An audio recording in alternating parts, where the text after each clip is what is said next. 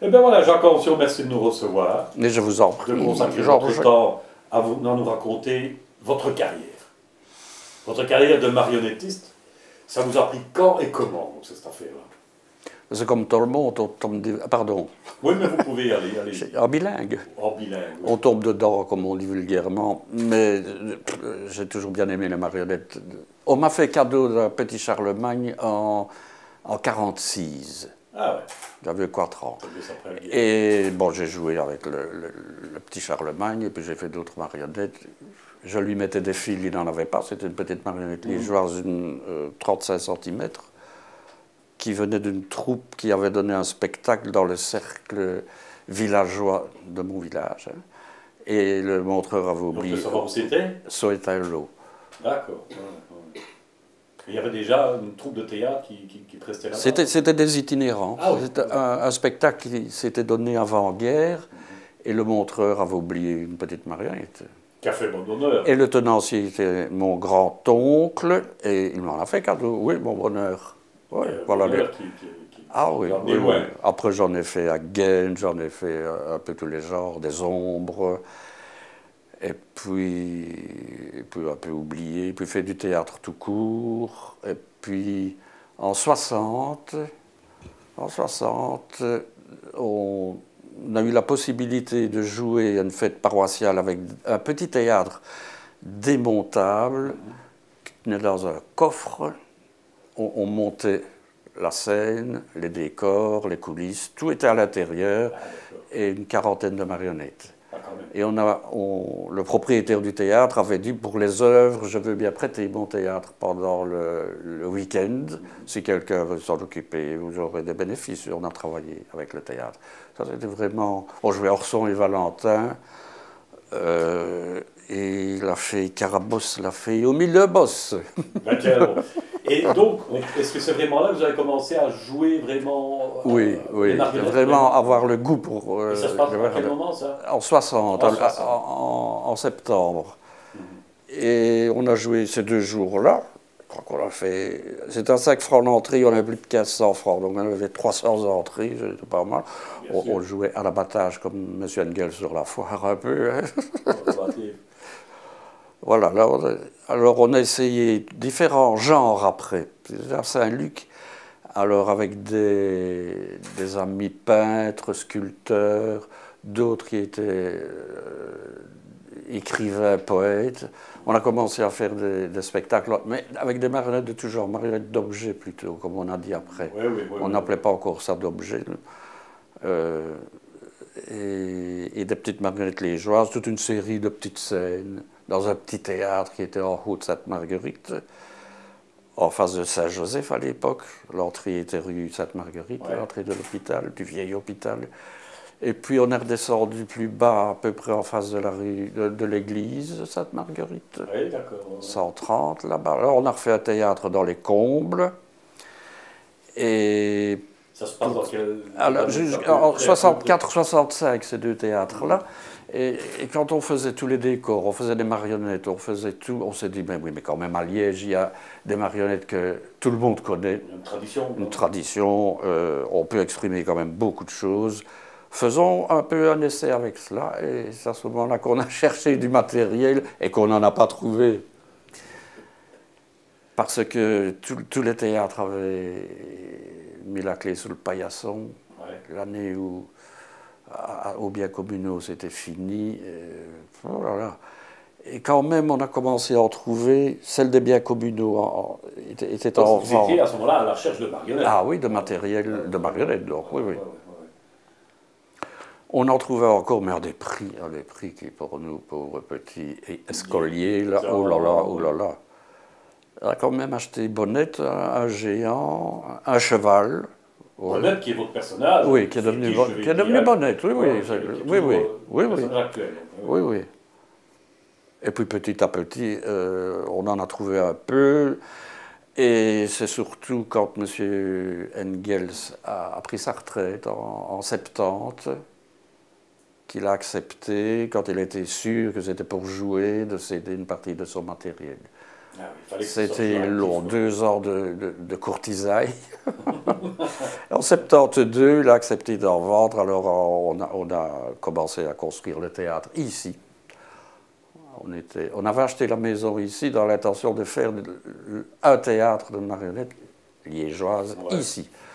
Mais on pensait à la petite maison du fond, mais elle était trop petite. Alors finalement, c'est celle-ci qui est devenue disponible et on a installé le théâtre cette saison-là. En quelle année? On a commencé les travaux, c'est la saison 72-73 et officiellement on a joué pour le public alors, porte ouverte, mais il y avait 12 places. Le théâtre était de la cheminée. Oui, c'était cette salle-ci coupée en deux. C'était très familial, quoi. Ah, très. Ah, oui, oui. Alors, comme ça a eu du succès, on a décidé d'agrandir et on a pris toute la surface de l'étage, qui est la même qu'ici, finalement. Ouais, tout à fait, ouais.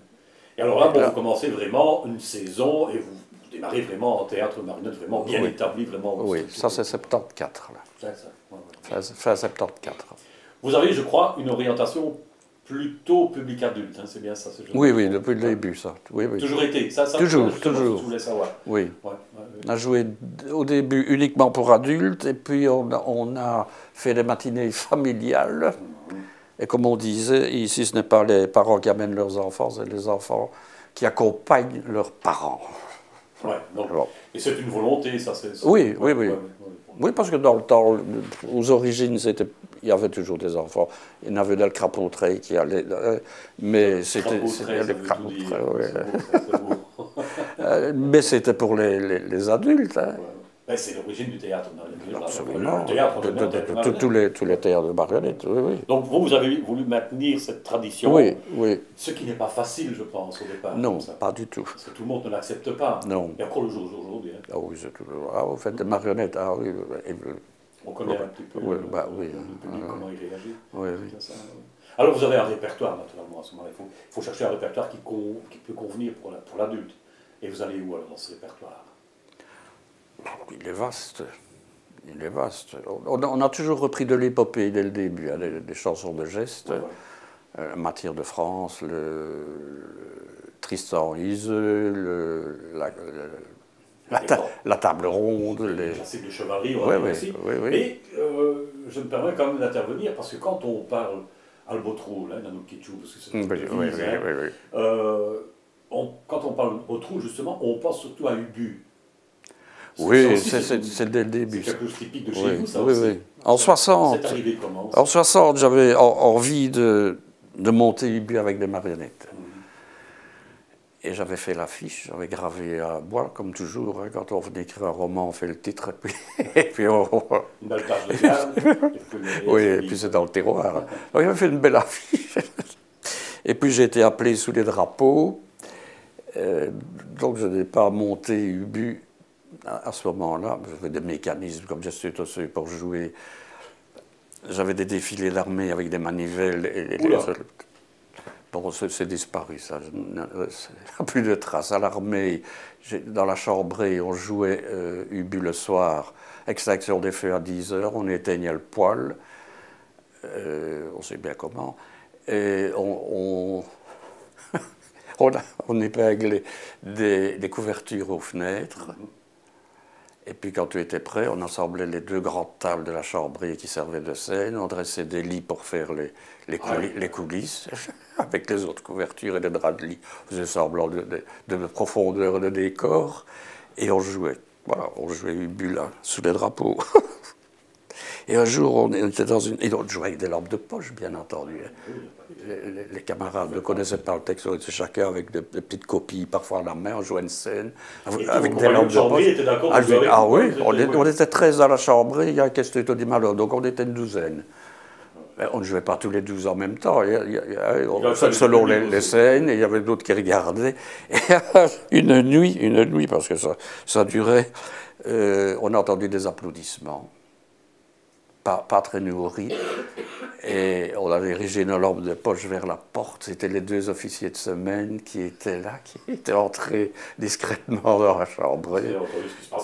La chambrée, c'était 2 fois ceci. Hein. Voilà, ils nous ont félicités, mais ils ont prié de ne plus recommencer. Évidemment, oui, le lendemain. Donc voilà, parti avec votre saison en 74. Oui. Et là, vous démarrez ici, dans ce théâtre que nous visitons ici aujourd'hui. Hein? Oui, oui. Alors, vous avez aussi, vous jouez en déplacement. Pas jouer, on va dire, hors mur, on va dire. Hors les murs, depuis 75. Là. Ah oui, ça c'est... Oui. 75, on a racheté un théâtre démontable de monsieur, je ne sais plus son prénom, Morsa, qui était de Seraing, qui jouait dans les écoles. Et son théâtre avait servi au Trocadéro pour des matinées.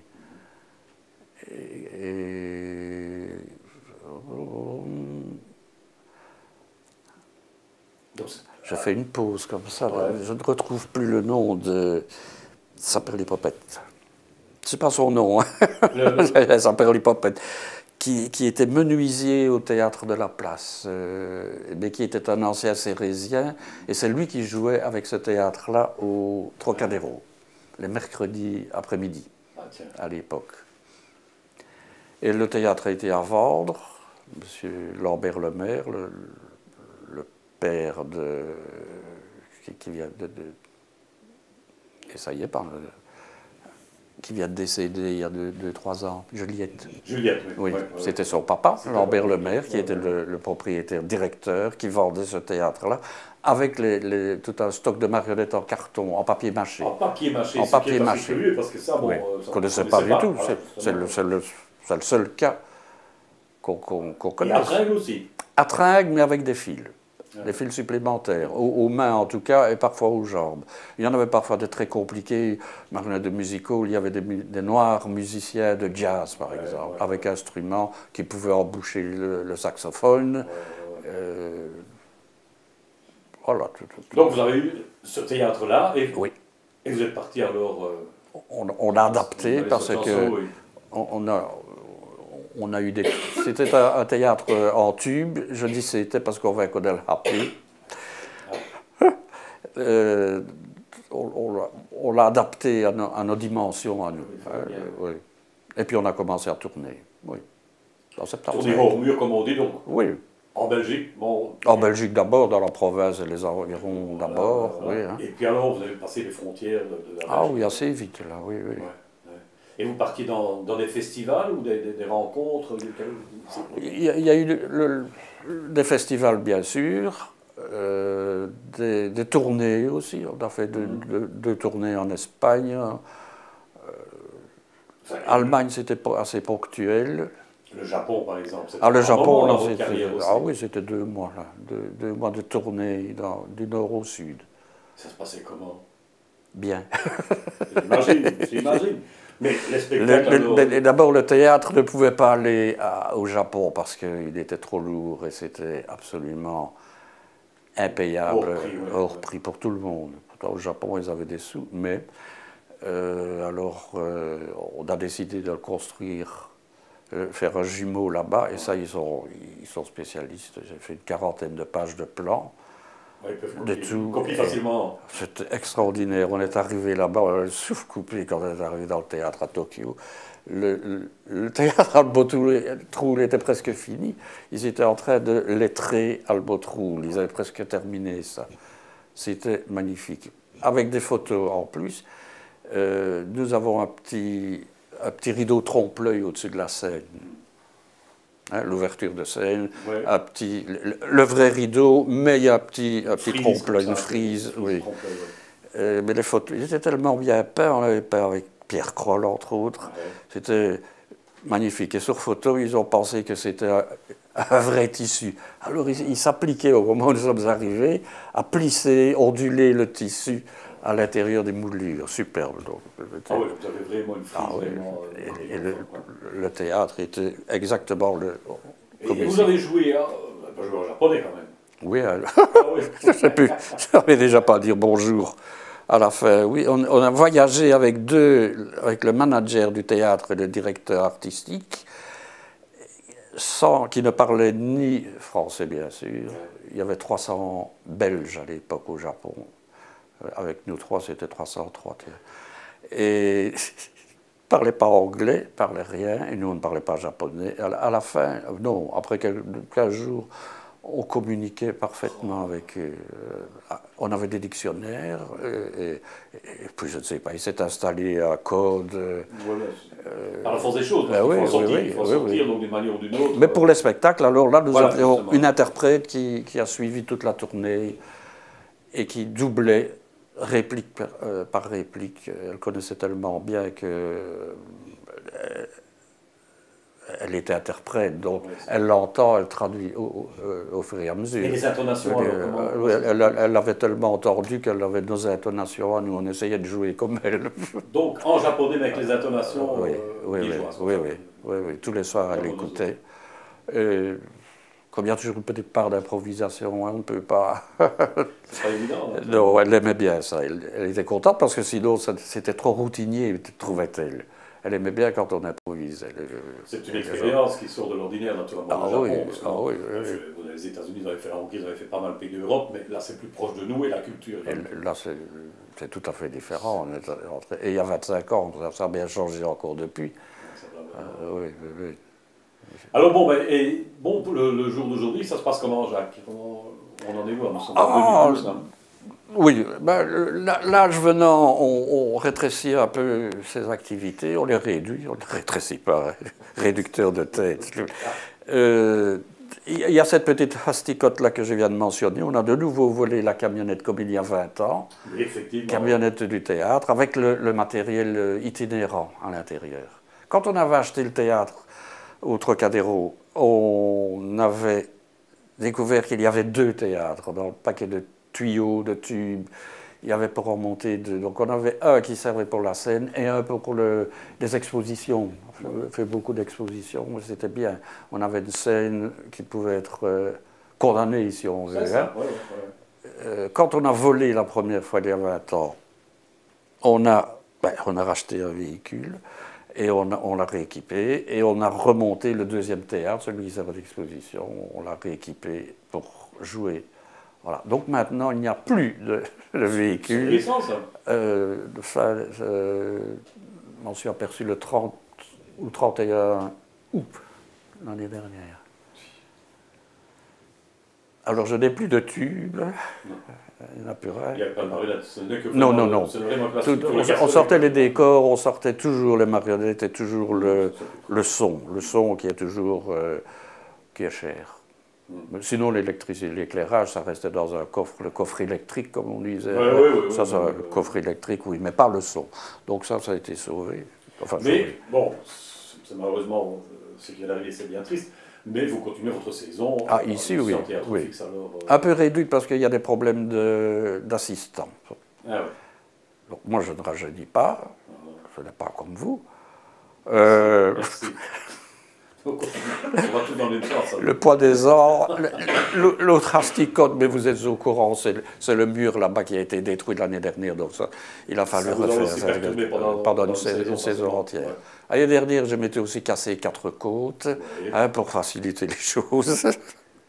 Voilà, alors maintenant, on reprend, on a repris, c'était votre question de tout à l'heure, on a fait un gros cocu d'Alfred Jarry ici, au moment des journées du patrimoine avec l'Archéoforum, qui organisait Ubu sous la dalle, la grosse exposition avec André Stas, et nous avons joué ici. C'est pour ça que la Gido y tourne encore. Et là, on a encore rejoué en janvier, fait une petite série. Vous parlez de la Gibouille qui tourne encore, pourquoi est-ce qu'elle tourne encore? Parce qu'elle tourne, elle se promène dans les expositions. Elle est revenue ici pour les cérémonies de janvier. Donc je dis, elle tourne. Oui, elle tourne encore. Pour la Gibouille, c'est quoi ensemble? Puisque bon, dans le texte de Jarry, c'est le mot trouble. C'est la panse, c'est le. Bidou. Oui. Et Ubu qui a une grosse panse. Et qui réduit tout à ses appétits inférieurs surtout. Donc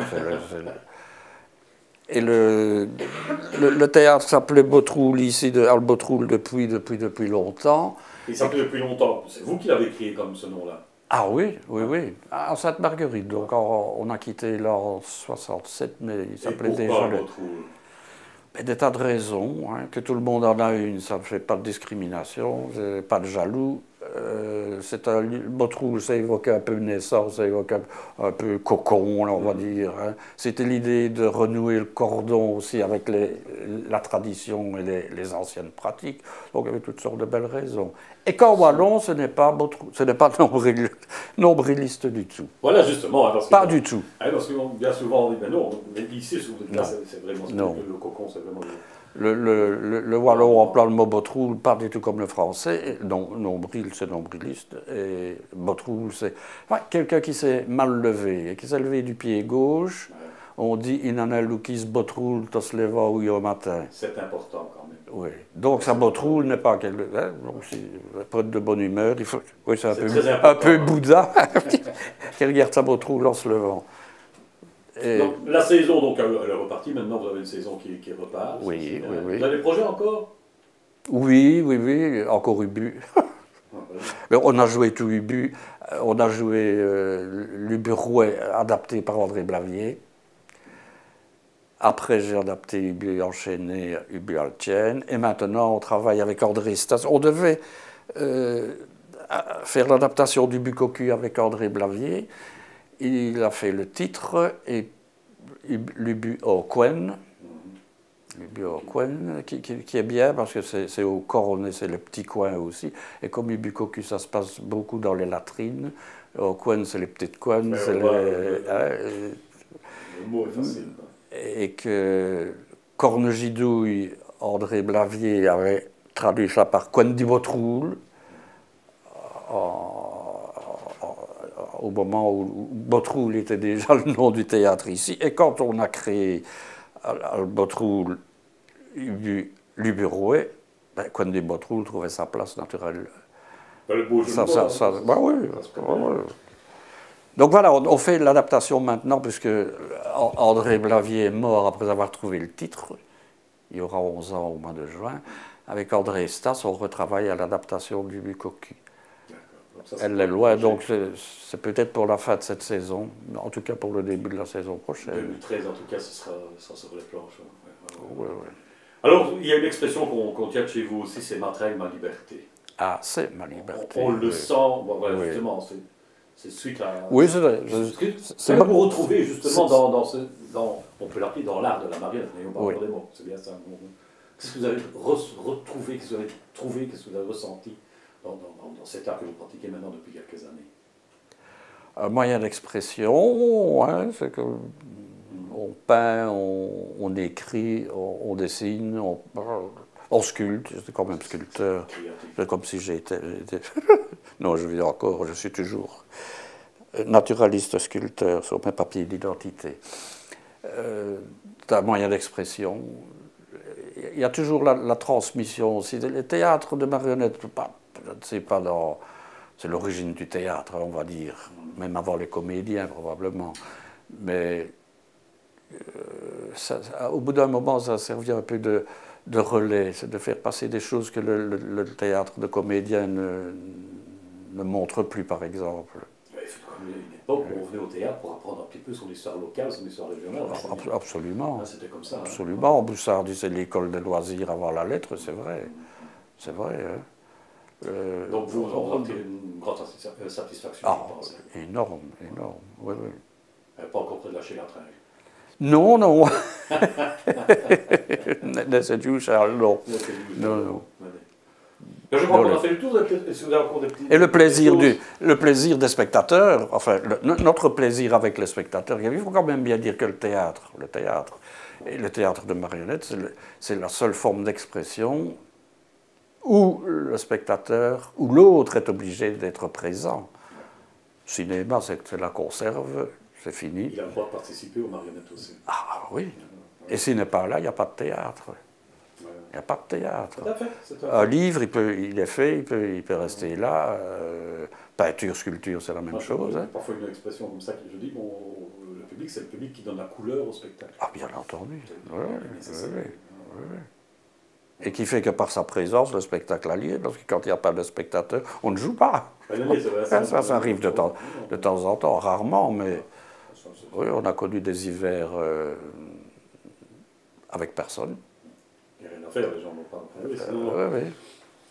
Ben voilà, je crois que nous avons fait le tour, à moins que vous ayez encore quelque chose à... Bon, je vais peut-être passer que je ne connais pas. Parce que non, on parlait du répertoire, mais il y a la matière religieuse, on a remis en honneur la Passion en son temps, qu'on ne jouait plus, qu'on a joué au musée de la Vie Wallonne, et qu'on a rejoué après. Dufour avait fait la Tentation de Saint-Antoine, oui. J'ai eu le plaisir de jouer. Oui. Vous étiez dans la salle avec votre pied dans une belle botte de plâtre, à Bleuet. Oui. Oui, ben voilà. Et voilà. Et alors, des choses qu'on a joué l'Opéra du Gueux, par exemple, qui a servi de modèle à l'Opéra de 4 sous de Brecht, mais l'Opéra du Gueux est meilleur. Ça demande énormément de personnages, plus personne. Je n'ai jamais vu jouer. Donc ça, on a joué. La Nonne sanglante, qui semblait un genre, c'est 1828, c'était grand drame avec effet. Plus personne ne joue ça, donc on était content de le remonter. Ben, ça fait partie du caractère de votre théâtre. Ah oui. Voilà. Merci Jean Cantion. Mais je vous en prie, je vais t'airsonner quand vous voulez. C'est vraiment très sympathique de votre part, en tout cas. Merci beaucoup. Et surtout, bonne continuation. Bon courage avec mon monologue. Merci. Sono le molle job di Tasetta. Ah, mais ça,